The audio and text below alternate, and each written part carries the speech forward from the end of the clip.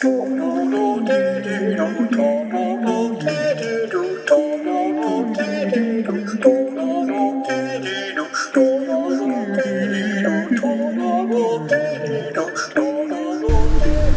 se passe tellement de choses dans l'instant.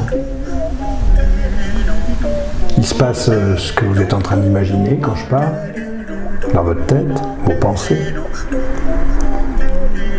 Il se passe ce qui se passe dans votre corps, il se passe ce qui se passe dans mon corps, il se passe notre interaction. Il se passe autour de nous ce qui n'a rien à voir.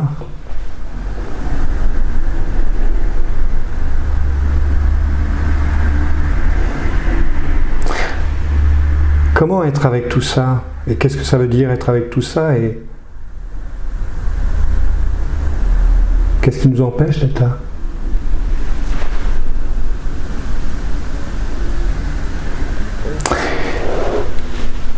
Je me présente ou tu veux me présenter?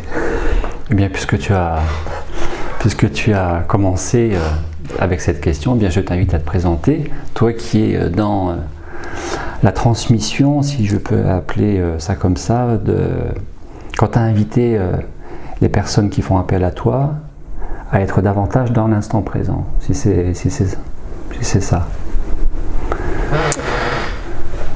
Ce que je me suis aperçu, c'est que c'est dans l'instant présent qu'on peut se rendre compte ce qui se passe en soi en rapport aux situations extérieures. Et très souvent, on va comparer ce qui s'est passé hier, ce qui pourrait se passer demain, ce qui s'est passé avant-hier, mais on n'est pas à regarder ce qui est actif là, dans l'instant, en nous, en soi, et ce qu'on laisse faire et ce qu'on ne laisse pas faire. Et là-dedans, il y a quelque chose qui est très important si nous voulons vraiment bénéficier de cette vie intérieure qui est tellement riche, qui est tellement bouillonnante. À partir du moment où on est, par exemple, surtout dans le projet, dans l'idée, eh bien, on ne va pas être avec qu'est-ce que ça active cette idée à l'intérieur de soi. Pourtant, c'est quelque chose qui se passe en nous. Comment être avec ce qui se passe autour et en soi. En fait, c'est 40 ans de voyage que je suis en train de partager avec vous.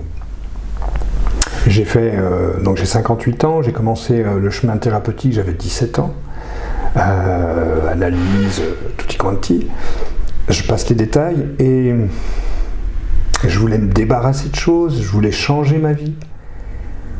Et puis petit à petit, je me suis aperçu que tout se passait dans l'instant, tout était à prendre ou à laisser passer dans l'instant. S'il y a une émotion qui monte, si c'est de la colère, je ne suis pas obligé de me mettre en colère, je peux la laisser passer cette colère. Si je la refoule, je risque de la retrouver. D'où l'intérêt. D'où l'intérêt de laisser passer les choses. D'accord.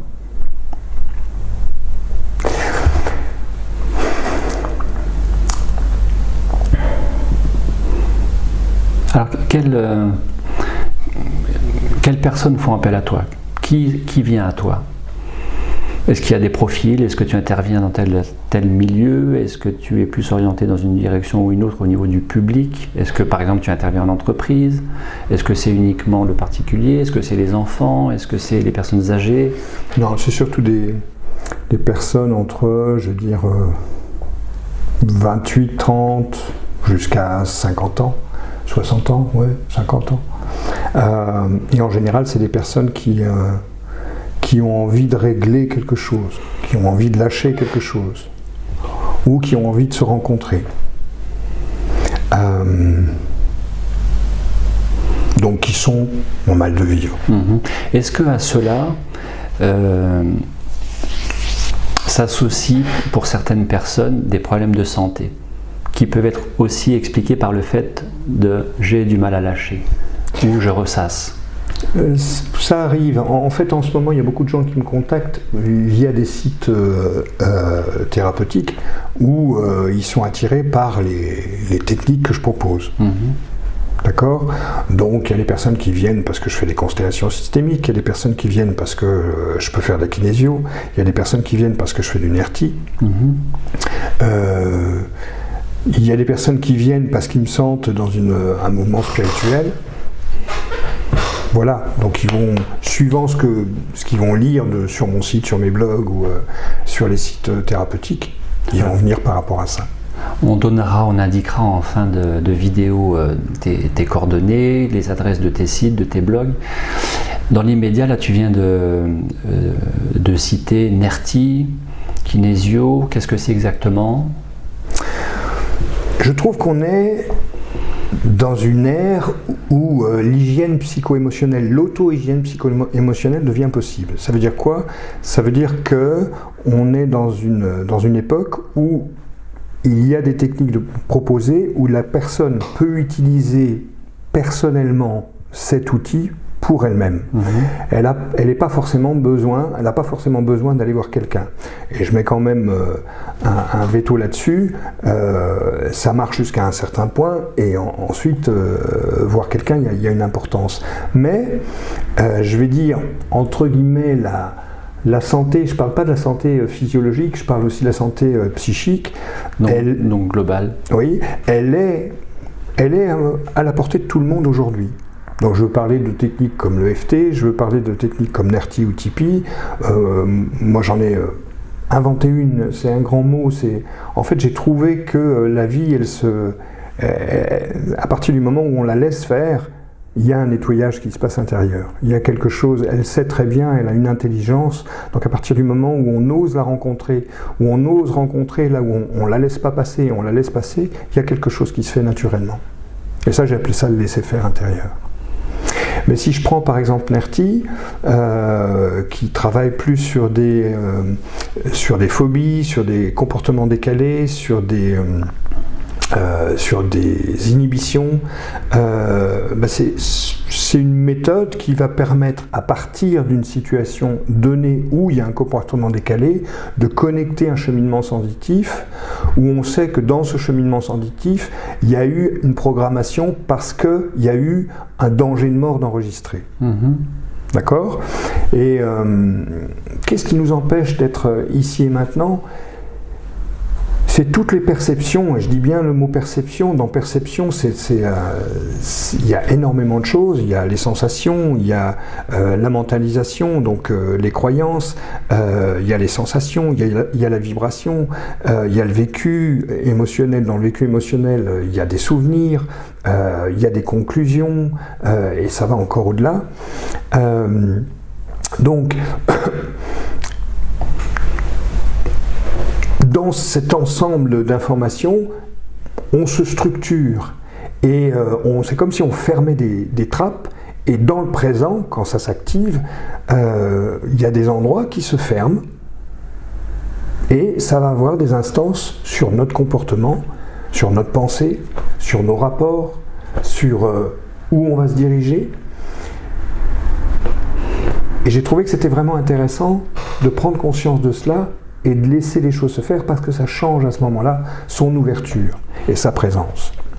Par rapport à tout ça, me vient spontanément cette image que, peut-être pour résumer en quelques mots tout ce que tu viens de dire, c'est que ça pourrait traduire un manque de reliance entre notre histoire passée et notre vécu présent, c'est ça ? C'est le présent qui ne se cale pas bien sur le passé, ou le passé sur le présent ? C'est plus complexe que ça.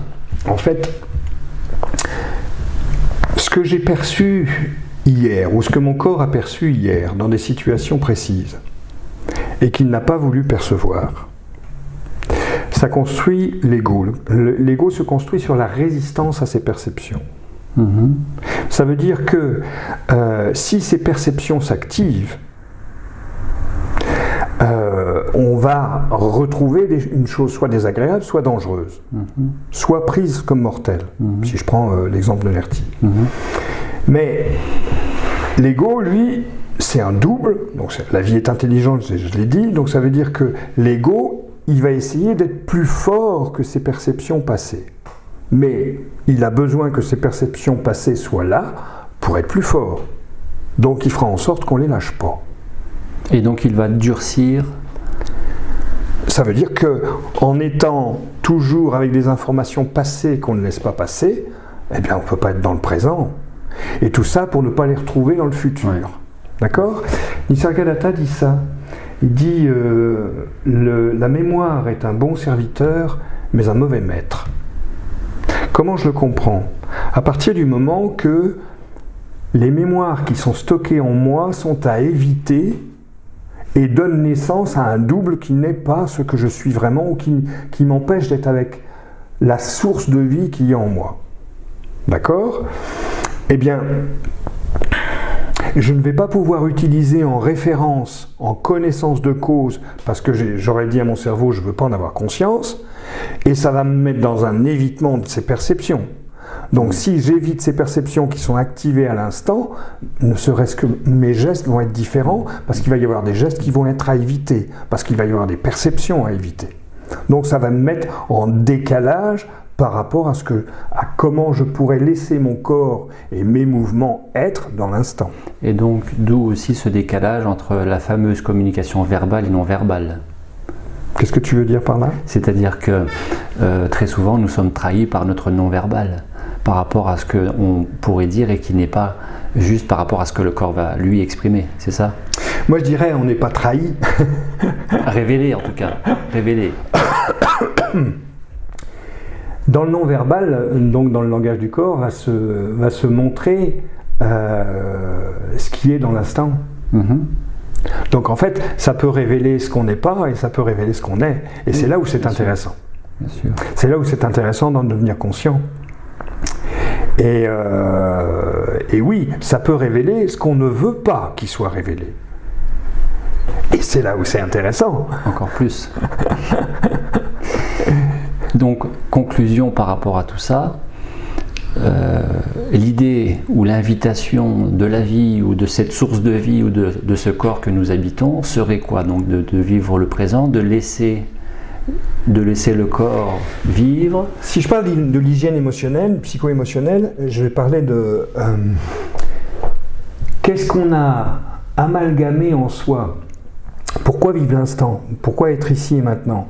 Je recite Nisargadatta, il dit soit dans le je suis et laisse tomber tout le reste. Maintenant, laisse tomber tout le reste, ça veut dire quoi ? Ça veut dire qu'on a amoncelé des croyances sur soi et sur la vie dans des circuits conditionnés, et ces circuits conditionnés, ils sont là. Donc comment lâcher ces circuits conditionnés ? C'est dans l'instant qu'on peut savoir, qu'on peut se rendre compte qu'est-ce qui est conditionné ou pas. Et c'est dans l'instant qu'on peut lâcher la chose. Donc pour moi, l'instant, c'est le jugement dernier. À chaque instant, il y a un jugement. Et le jugement, c'est comment on laisse passer la vie et comment on ne la laisse pas passer.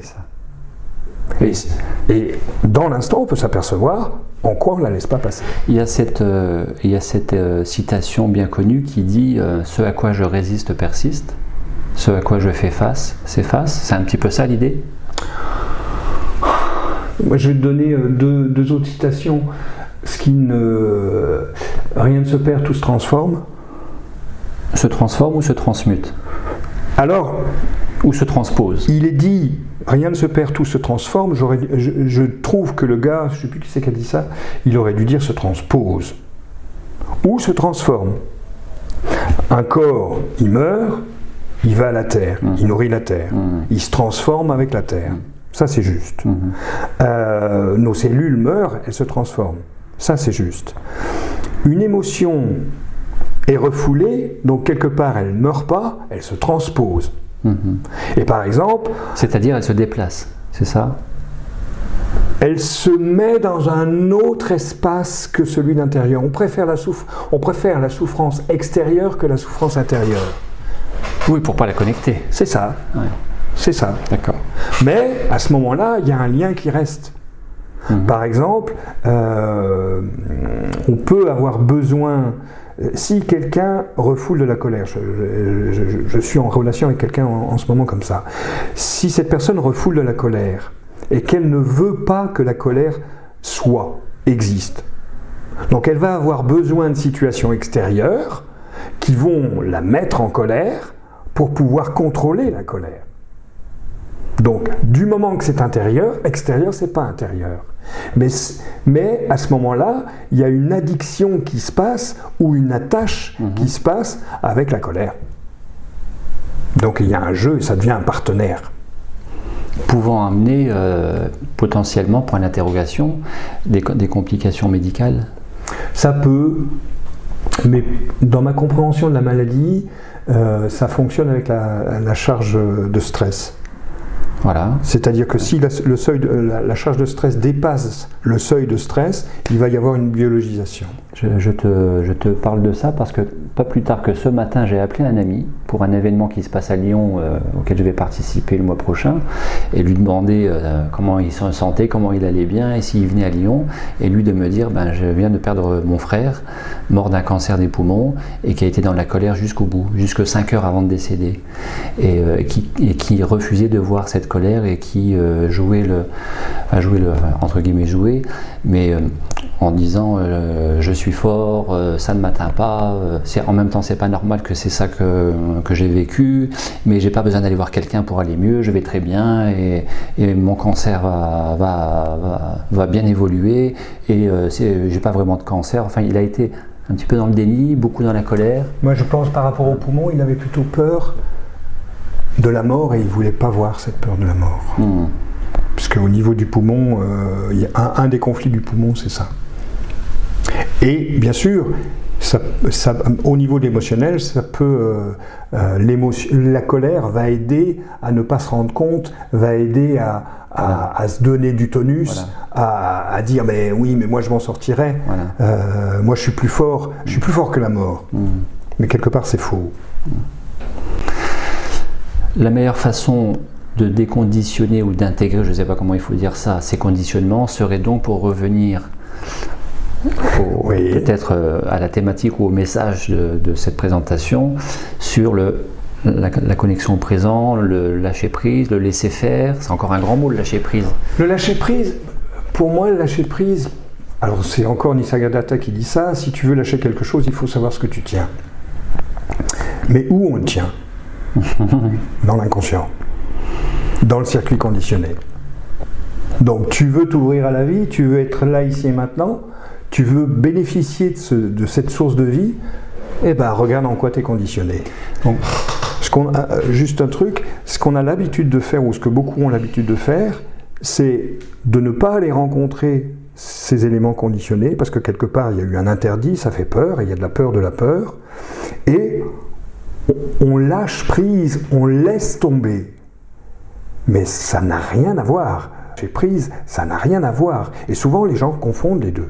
Pour moi, pour lâcher prise, il faut savoir ce qu'on tient. Donc, pour savoir ce qu'on tient, c'est un non-lâcher prise. Avant de savoir ce qu'on tient, c'est un non-lâcher prise. C'est-à-dire que si là, j'ai mal, en disant je lâche ça, et que je regarde là, pour ne pas regarder là, ce n'est pas... Ça ne fait pas disparaître ça. C'est pas un réel lâcher prise, c'est un évitement. C'est un évitement. Voilà, un évitement. D'accord. Est-ce que concrètement tu pourrais nous montrer comment ça se passe, comment est-ce qu'on pourrait pratiquer? Alors, si vous voulez vous amuser avec Nerti, je dis vous amuser parce qu'il y a une possibilité de débuter avec ça. À partir du moment où vous notez une émotion décalée, par exemple peur, colère, dans une situation précise. Vous regardez où cette peur se trouve dans votre corps. Vous oubliez la situation, vous laissez tomber la situation, vous regardez où cette émotion se trouve dans le corps. Comment regarder? Concrètement, ça veut dire quoi, regarder? Si j'ai de la tristesse, je prends contact avec la tristesse, où elle résonne dans mon corps. Donc je vais orienter mon regard au niveau du corps, basé sur j'écoute, je ressens. Parce que regarder c'est visuel et tout le monde n'est pas visuel, donc il y a peut-être des gens qui vont peut-être pas comprendre. Ça veut dire quoi regarder? Ça peut être sentir par le kinesthésique, ça peut être entendre par l'oreille, ça peut être voir par l'œil, ça peut être... D'accord. Ça peut être un des 5 sens. Selon comment les gens fonctionnent. Suivant comment les gens fonctionnent. Ensuite, de toute manière, c'est je me tourne vers moi. Qu'est-ce qui se passe dans mon corps? C'est là. Mais pas dans la tête. Ah bah non. Voilà, pas dans la tête. Et donc je note où je trouve cette émotion, par exemple. À partir du moment où je sais où elle est, je vois les sensations. Je me branche avec les sensations qui sont derrière cette émotion. Alors, sensation, il y a froid, chaud, picotement, tiraillement, sensation de douleur, plutôt les sensations désagréables, sensation de lourdeur, sensation des mouvements bizarres, non-sensation aussi. Donc je me branche avec ça, j'en prends si possible 3, j'en trouve 3, ça peut être à des endroits différents du corps, et je les laisse se dérouler. Qu'est-ce que ça veut dire se dérouler? C'est-à-dire, je les laisse se transformer, je les laisse aller leur cours. Sans vouloir qu'elles se transforment. Surtout pas. Voilà. Vouloir qu'elles se transforment, c'est commander notre cerveau à l'évitement. Lui, il va prendre en compte, il ne veut pas les vivre, alors je vais me débrouiller pour qu'il ne les vive pas. Mais si elles sont là, on les vit. Donc comment ne pas vivre quelque chose qu'on vit? On ne peut le faire que dans l'illusion. Donc le cerveau va créer une illusion et un évitement. Donc laisser ce déroulement, laisser ces sensations se dérouler jusqu'à temps que ça se calme. Ça, c'est quelque chose que vous pouvez essayer. Après, derrière ça, en RT, il est bien stipulé que tout ce qui nous met dans des comportements décalés, tout ce qui nous fait péter les plombs, où on n'ose pas dire, on est inhibé, il y a ce qu'on appelle un code en derrière, c'est-à-dire, je le répète, je l'ai dit tout à l'heure, un cheminement où on a eu l'impression qu'on allait mourir. Donc, c'est vraiment la cote d'alerte, c'est-à-dire que on va remonter dans la tête, on va remonter dans les émotions, parce qu'on va se défendre, on ne veut pas que ce codon remonte. Par contre, si on le laisse remonter et que ça lâche, moi j'ai vécu des choses par rapport à ça, mais il y a vraiment, on n'a plus à se défendre de quelque chose qu'on croit qui va nous faire mourir. Et c'est une illusion totale, puisque si ça avait dû nous faire mourir, on ne serait pas là.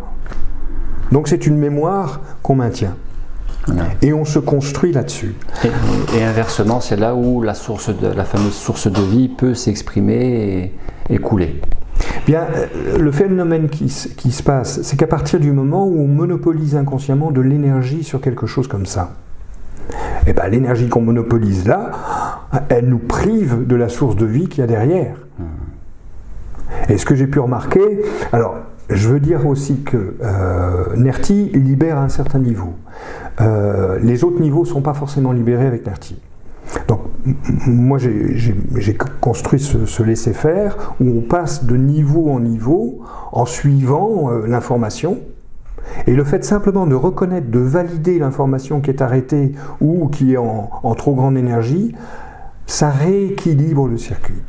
Et en faisant ça, il y a une énergie qui est libérée et qui nous emmène à des dimensions du je suis, qui est quelque chose de beaucoup plus ouvert, ou du vide, ou du silence, parce que simplement le silence est bouché par la préoccupation mentale qui peut en plus ne pas être entendue, mais qui est présente.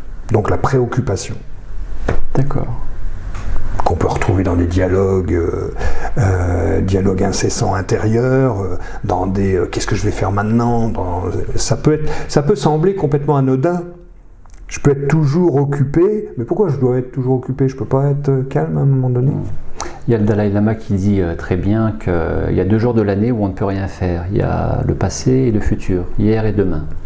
C'est un peu ça ton message. C'est un peu ça, mais ça va. Si vous voulez être ici et maintenant, sachez rencontrer ce que hier vous n'avez pas laissé passer et que vous transportez encore aujourd'hui, pour pas le rencontrer demain. D'accord ? Et donc, lâchez ça, osez vivre ici et maintenant en vous ouvrant à ce qui va se passer dans 30 secondes après. En étant complètement ouvert, le plus ouvert possible. Et si vous avez peur, c'est normal, ça fait partie de notre système. Mais regardez, est-ce que la peur, elle est en relation avec l'extérieur ou elle fait partie de mon passé ? Si elle fait partie de mon passé, oui, il y a quelque chose qui l'a activé. Alors à ce moment-là, je peux aligner le passé au présent et orienter mon futur. Mais à ce moment-là, je reprends ce que disait Nisargadatta, là, la mémoire est un serviteur.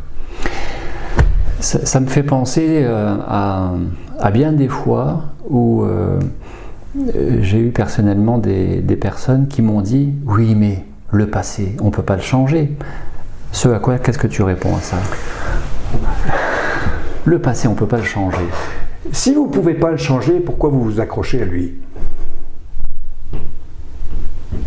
Le passé, il est passé. Pour qu'il soit passé, il faut l'avoir laissé se passer. Si vous ne l'avez pas laissé passer, il reste ici et maintenant. Ensuite, oui, c'est clair, le passé, on ne peut pas le changer. Qu'est-ce qu'on peut changer? Comment on le prend, ce passé? Comment on prend les choses? C'est la seule chose qu'on puisse changer. C'est qu'est-ce qu'on monte comme imaginaire, comme imagination sur des données? Le regard que j'ai sur ce passé fait la différence. Le regard, mais alors là tu peux mettre les 5 sens. Le regard, comment je l'utilise, comment je le mets en avant, comment je me cache derrière, qu'est-ce que j'essaye avec ça? Ce n'est qu'une information, nous ne sommes pas des informations. Nous ne sommes pas notre passé, nous ne sommes pas ce corps. Nous ne sommes pas nos pensées, nous ne sommes pas nos croyances. Et on pourrait dire, ouais, on est tout ça à la fois. Mais si on est tout, on est absolument tout. Donc, on n'est pas ça à la fois. En tout cas, on n'est pas que ça. Non. D'accord. Et là, ça touche ce que nous appelons aussi le deuil. Le deuil, ce serait l'acceptation, ce serait laisser le passé au passé, ce serait se réaligner au présent, ce serait vivre pleinement. Deuil, acceptation, lâcher prise, il y a un petit peu tout ça. Dans mon expérience, il y a plusieurs choses qui se sont passées.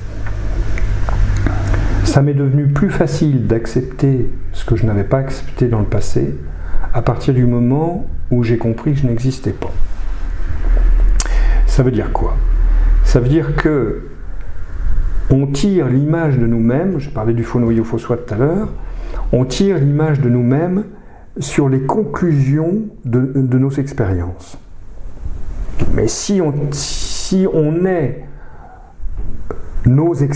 on est les conclusions de nos expériences, on est cette mémoire. On est ce qu'on pense de cette mémoire. C'est ça. C'est absolument faux. Faux ou fou? Ah, les deux, ouais. En général. D'accord. Ça mène à la folie. Ok. Ça mène à la folie parce que si je prends le faux noyau, par exemple, où il est conclu je n'existe pas, il faut que je fasse tout pour exister, la dynamique c'est je n'existe pas, donc je peux faire tout ce que je veux pour exister, il y aura toujours la croyance que je n'existe pas derrière dans l'inconscient. Donc ça mène à la folie, oui. Parce que ça fonctionne jamais. Mais ce qui est intéressant, c'est à partir du moment où on se rend compte de cela et qu'on laisse tomber, là, on peut vivre ce qu'on pourrait appeler la source, ce que Céline Maïssel appelle la conscience de l'essence, où il y a quelque chose de bien plus grand. Stephen Wolinsky, le créateur de la psychologie quantique, dit la meilleure façon d'oublier, c'est de se souvenir. Il y a un proverbe chinois, je crois, qui dit la meilleure façon de protéger une maison, enfin, la maison qui est la mieux protégée, c'est celle qu'on laisse ouverte, qu'on peut laisser ouverte. C'est évident. Et on sait que ce sont celles-ci qui ne seront pas cambriolées. C'est ça. Ouais. Donc, je reprends l'histoire. La meilleure façon d'oublier, c'est de se souvenir, parce que quand je peux me souvenir de quelque chose, il n'y a pas d'interdit. Ouais. À partir du moment où il y a un interdit, il y a quelque chose de retenu. S'il y a quelque chose de retenu, c'est le passé qui est dans le présent. Et pire que ça, ce passé, comme ça construit l'ego, c'est même plus nous-mêmes, c'est ce qu'on n'est pas. Ouais. Et ça, il y a quelque chose de terrible là-dedans. Mais en même temps, puisque ça monte une citadelle d'autoprotection, et on s'autoprotège de quoi? De ce qu'on a cru dangereux dans notre passé. Est-ce qu'il est aujourd'hui dangereux? Ben non. Ou inversement, de ce qu'on a cru être fantastique et qu'on n'a pas pu maintenir jusqu'à aujourd'hui. Oui, mais à ce moment-là, ce qu'on a trouvé comme fantastique, si on reste fixé dessus, c'est qu'il y a un espoir, d'accord, qui va obligatoirement parler de situation traumatisante et on se fixe là-dessus pour pas être avec ces situations traumatisantes. C'est tous des mécanismes, tout ça. C'est ça, très bien. La vie est d'une intelligence. À partir du moment où on veut pas ça, elle va construire tout un tas de choses. Et c'est fabuleux que de se donner les moyens de regarder ça. Et dans le travail que je propose, c'est possible. C'est pas facile, mais c'est possible. Est-ce qu'il serait possible là, tout de suite, de descendre en connexion avec soi-même quelques minutes? Dans cette séquence vidéo, je vais vous faire 2 courtes démonstrations. D'abord sur NERTI, puis ensuite sur le laisser-faire avec le même activateur. Alors, ce que j'appelle un activateur. En NERTI, on travaille à partir d'une situation réelle où il y a un comportement décalé. On peut travailler avec NERTI à chaud, c'est-à-dire dans la situation, ou en allant vers la situation où le stress, la charge de stress monte, et où il y a un comportement décalé, avec une émotion de colère, de peur, ou ce genre de choses, ou alors on peut revivre la situation dans le corps à l'instant, et voir ce qui se passe dans le corps. Alors je vais vous faire une courte démo. Sachez que, d'abord, la démonstration, ça vous fait voir, ça vous fait pas vivre. Donc, tenez cela en compte parce que si vous voulez vraiment savoir ce qui se passe avec ce genre de technique, il faut le vivre. Comprenez bien cela. Simplement, je vous montre l'articulation, comment ça se passe. Alors, je vais prendre une situation que j'ai déjà travaillé en NERTI, donc qui va avec une peur d'être rejeté, une peur d'être abandonné, et qui provoque par exemple, qui a provoqué beaucoup de colère et aussi de la peur de contacter l'autre.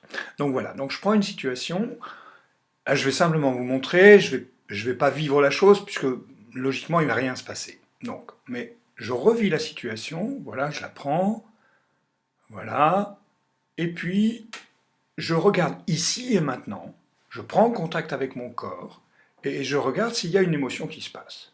Admettons qu'il y ait une colère ici, ou une tristesse ici, une légère tristesse ici. D'accord? Et là, à ce moment-là,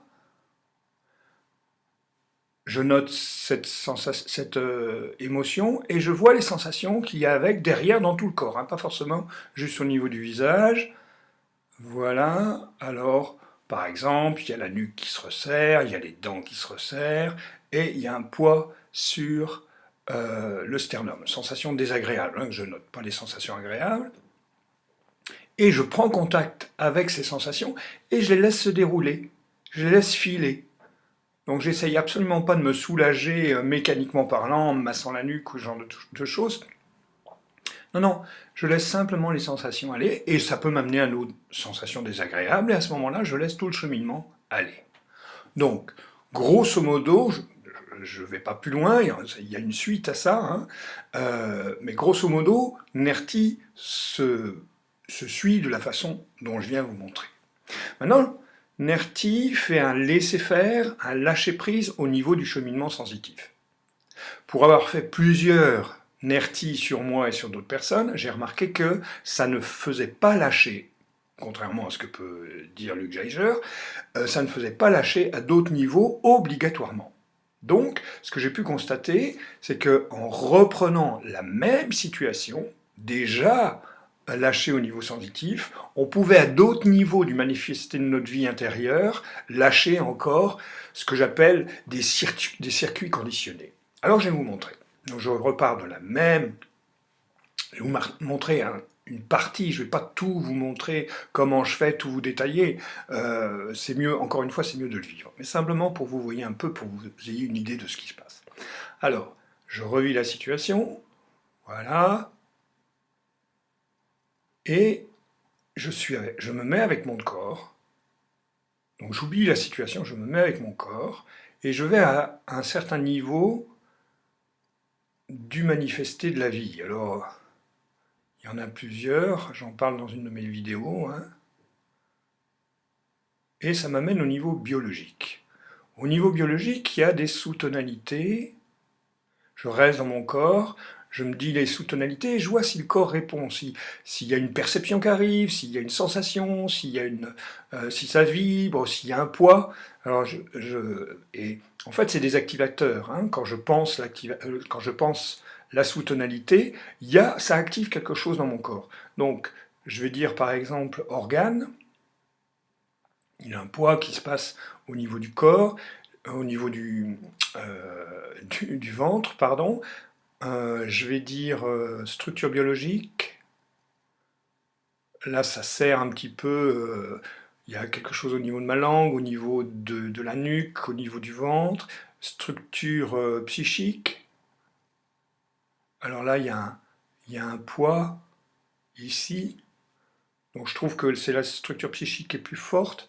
Alors je dis phono, yo, faux, soi. Rien. Moi, je, ego. Là, il y a quelque chose. Ça prend. Hein, quelque chose qui serre dans ma nuque. Vous voyez peut-être mes yeux qui mouillent un peu. Il y a au niveau... Voilà, il y a ce mouvement qui arrive. Et qu'est-ce que je fais? Je laisse faire. Je laisse faire ce qui veut se faire, simplement. Voilà. Et ce que j'ai pu remarquer, c'est à partir du moment où on ne met pas de veto, où on laisse simplement le corps vivre ce qu'il a à vivre, dans ses perceptions, eh bien ça lâche. À ce moment-là, je vais voir s'il y a un autre niveau à visiter.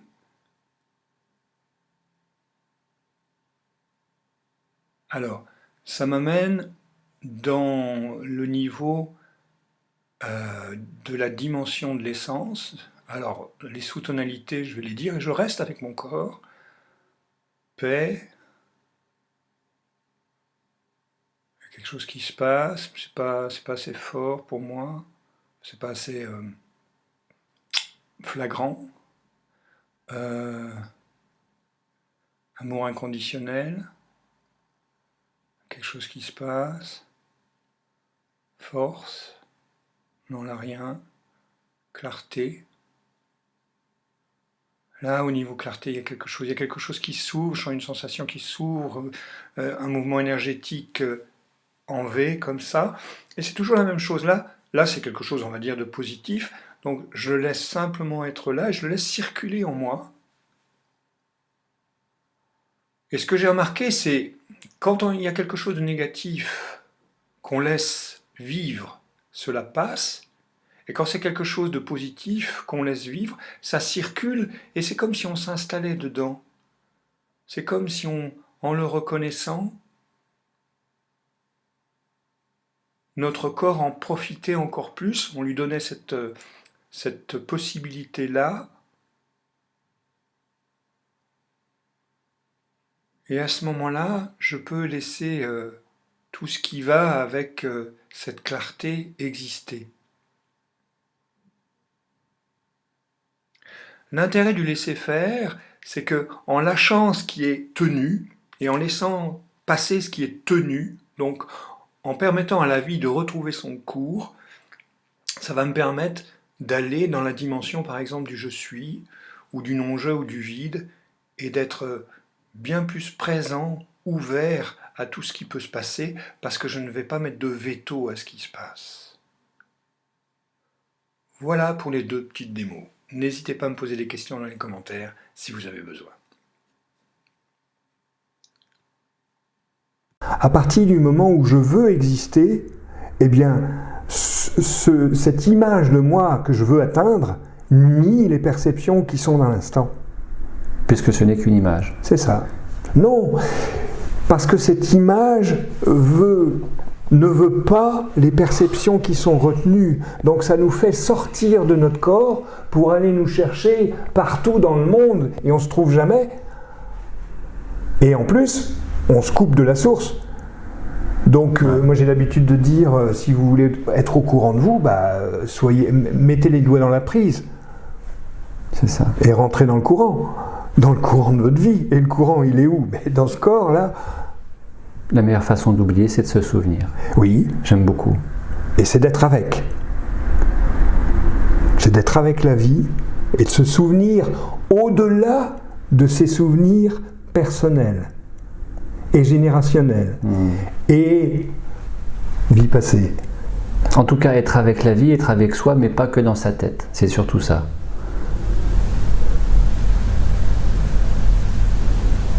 Pas que dans sa tête qui pense et qui se raccroche trop souvent à ce passé. Qu'est-ce qui se passe en moi là maintenant? Ou à un certain futur. Qu'est-ce qui se passe là maintenant en moi? Alors en moi, c'est en toi ou en moi?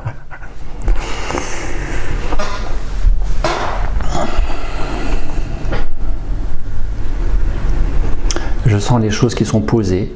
C'est là, ici et maintenant, posées. En tout cas, je sens un posé.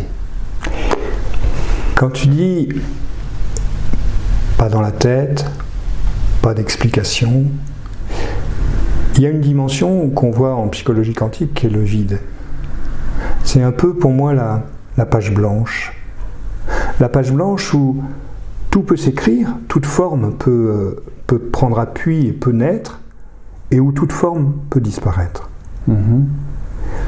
On l'a déjà en nous. C'est très très intéressant de quitter les préoccupations inconscientes, pas conscientes. Donc je parle de ces circuits aussi, de les quitter, de les lâcher pour pouvoir aller jusqu'à ce silence. Et dans ce silence, il y a une expérience que moi je trouve incomparable.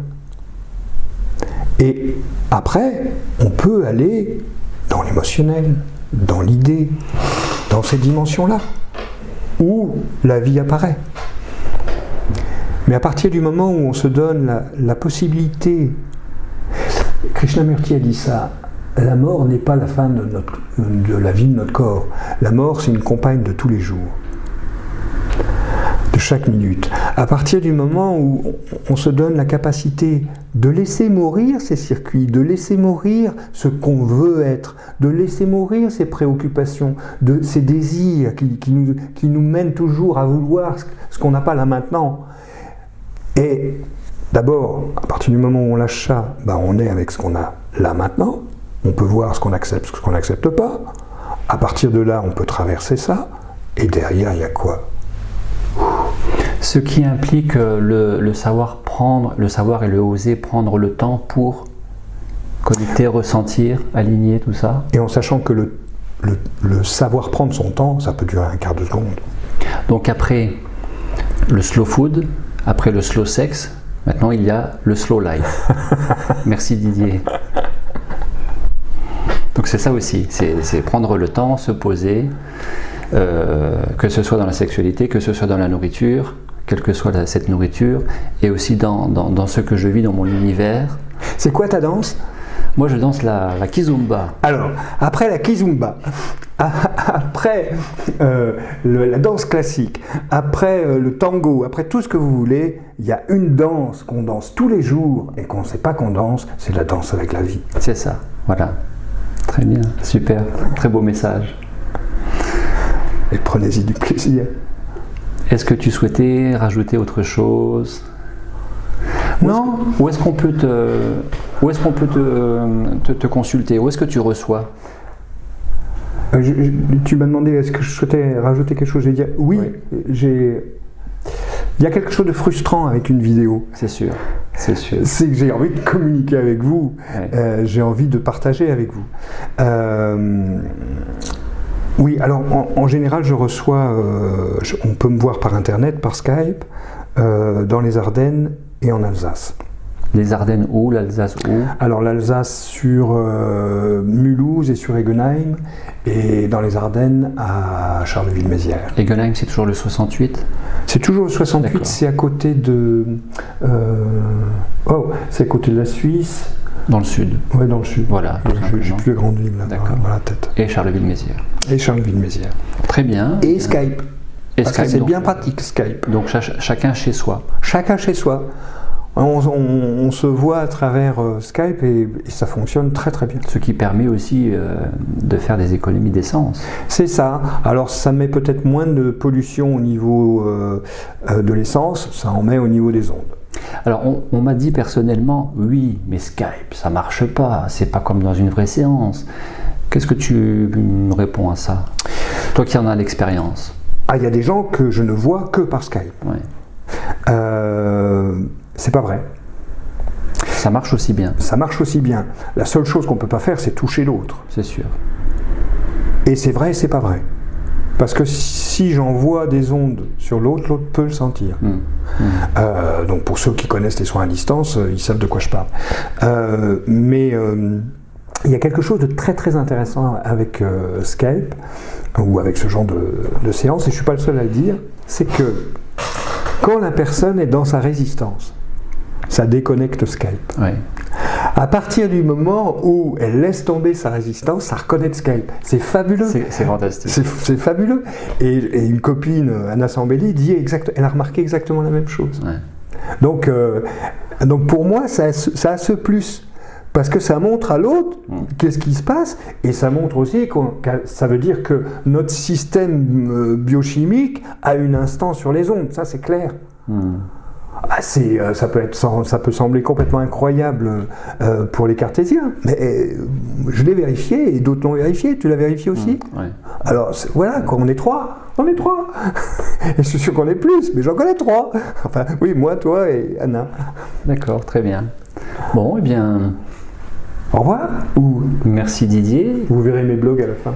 Et on te contacte très prochainement pour tout ça. Et à bientôt pour une prochaine vidéo sur un autre thème. Merci Gabriel. Merci à toi.